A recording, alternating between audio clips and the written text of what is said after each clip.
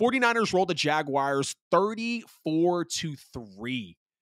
In Jacksonville, they end the 3-game losing streak with the biggest exclamation mark that you can think of coming out of the bye week. And Kyle Shanahan said, 3 straight losses? Y'all talking about my quarterback, Brock Purdy? Y'all really think we're supposed to be this good without Debo and Trent? Hold my beer. Hold my beer as I beat the Jacksonville Jaguars on the road 34-3. And they harassed Trevor Lawrence all day. And Jacksonville literally got nothing going. They accounted for a field goal. Trevor Lawrence sacked 5 times in this one, picked off twice, less than 200 yards, no touchdowns. Jacksonville entered this game on the longest win streak in the NFL, and they kind of started to get going against my Saints when I went to Thursday Night Football. 4 giveaways for Jacksonville in this football game, none for San Francisco. And you see that those turnovers plagued San Fran in the last 3 losses. Y'all have heard me on the show the last few weeks. Brock Purdy had been having these these fumbles, these interceptions to end the game. They were perfect in this game. Brock Purdy had his left tackle back. He was protected. Brock Purdy had Deebo Samuel back, who scored.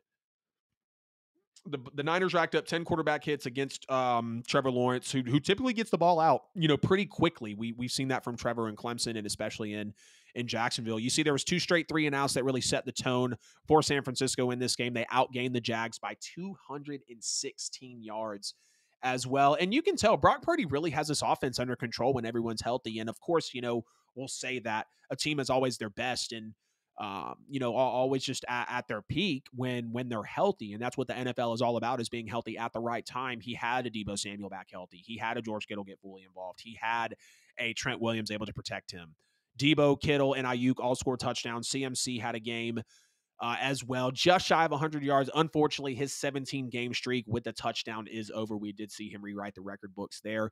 And Deebo and Trent Williams returning was really everything for Purdy and San Fran, right? And that's why I sat here and defended Brock Purdy and said, show me a quarterback in the NFL outside of Patrick Mahomes, and maybe even not him, or Joe Burrow, and maybe even not him, to lose a top receiver and your top tackle. Yes, we saw Joe Burrow go to the Super Bowl with a bad O-line, but we've also seen Patrick Mahomes lose a Super Bowl with basically no O-line. And I'm not saying the Niners don't have an O-line, but when you're missing a pivotal piece, a first ballot, eyes closed when you vote for him, Hall of Famer and Trent Williams, that's going to affect you. Deebo Samuel is a plug-and-play type of guy.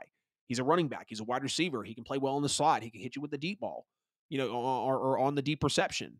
Like, we know what the San Francisco offense presents, and when they're back healthy, boom, it showed you what they're capable of. You look, they play more press man in this game against the Jaguars coming out of the bye week. You see Ambry Thomas did a great job, held Calvin Ridley to 2 catches for 20 yards. He also forced a fumble in the red zone that helped 49ers seal the game.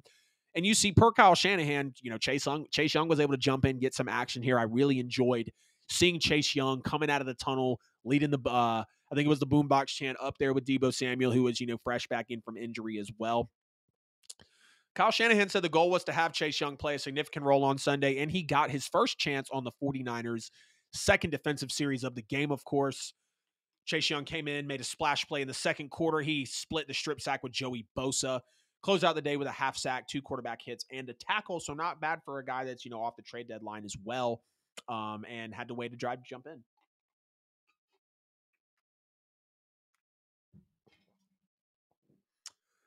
San Francisco was 4 for 10 in their last 3 games in the red zone, unfortunately, so that's still something that they have to clean up. When you get in the red zone, those stats can be kind of skewed, because if you're a team like San Francisco or, even Kansas City or Miami, who can score from the 35-yard line or the 40-yard line, or hell, once they get in plus territory, like, they're in the red zone. There's only a few teams in the NFL like that. So, those red zone stats are really inside the 20. You do have to be careful about those, but still, going 40% over your last 3 games is definitely going to be something that you're looking at on tape, and being a Super Bowl contender like the Niners, you gotta take a look and just respect that, really. When the Jaguars did manage to get down the field in this game, they could not find the end zone. Jacksonville picked up only 221 yards of total offense, 4 for 12 on third down. They turned the ball over 4 times, 0 for 2 in the red zone. Trevor Lawrence, again, 185 yards. The Jags just 59 yards on the ground. Not a whole lot of major takeaways from this one. What we can say about the Niners at this point is, when they're healthy, completely healthy, they're probably the best team in the league by far. just with what they do defensively, the schemes they have on offense, the head coaching in Shanahan, and they're blowing out the Jags. They blew out the Cowboys.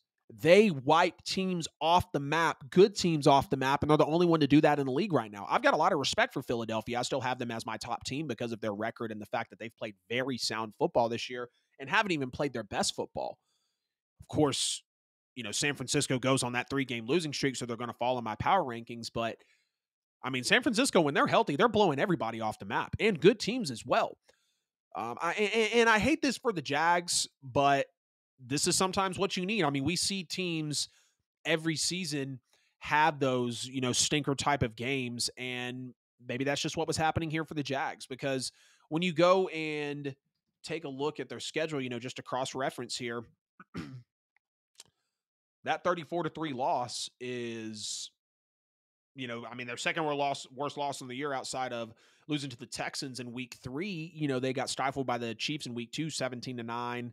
But I mean, wiping the Colts 37-20, beating the Bills 25-20, beating my Saints and that good defense in New Orleans 31-24. So, I mean, this was the worst loss of the season for them. But, they're still a solid football team. I mean, I'm not going to bail on them. I'm not going to sell my Jaguars stock. I'm not going to say that they're not capable of going far, because they absolutely are. But it's something that you will take note of for sure. 34-3 to the Niners. And again, it's the Niners. They were fully healthy, 3 straight losses coming off the bye week. Like, even though, yes, they were on the road, this one was pent up and absolutely set up for the San Francisco 49ers.